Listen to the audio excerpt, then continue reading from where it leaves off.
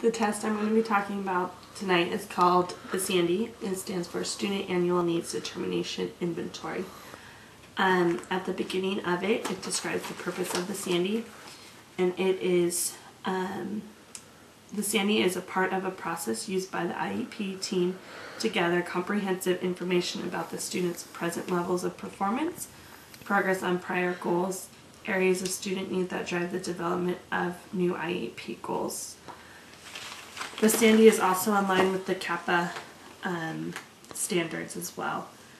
In the SANDI, there are 9 different categories that include reading, writing, math, communication development, gross fine motor development, social emotional behavior, vocational transition, adaptive daily living skills, and science that is addressed during the testing.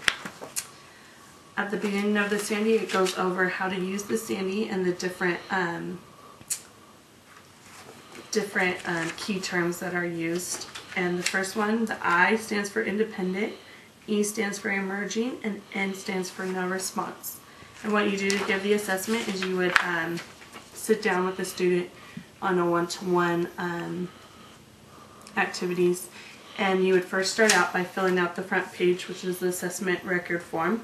It goes over the student name, the date of birth, age, grade level, CAPA level, their disability, language classification, their parent and guardian, and the phone number. And then you would put your name under teacher, the school, the date assessed, and the IEP date. Each SANDI has 3 years worth of data in it, and you would give it to the student prior to the IEP meeting that will be held. And the first year, you would always want to start out with the triennial as the first year. The different areas, you would sit down with the student, and either through observation or through actual trials, you would decide where the student is at, and then you would mark in the boxes whether they did it independently, which is the student performs at mastery level with performance of the skill or task at 80% or above. Emerging is student performs skill inconsistently with or without a prompt, or student completes only part of the task. And N would be no response, where the student does not demonstrate the skill even with a prompt, including hand-over-hand prompting. And what you would do is just go through each item, and then once the student hits 3 N's in a row, then you can stop, so that way you don't have to go any further as the tasks are in levels of difficulty. Once you're done with that, all the areas, there are certain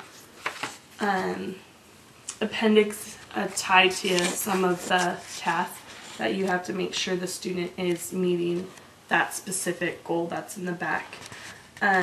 There's also some of the tasks says to attach a list or attach a sample that is necessarily to keep in with the rest of the records. When you find out the level that the student stops at, you then take that and tie it into the IEP goal of what the next goal will be for the student to accomplish.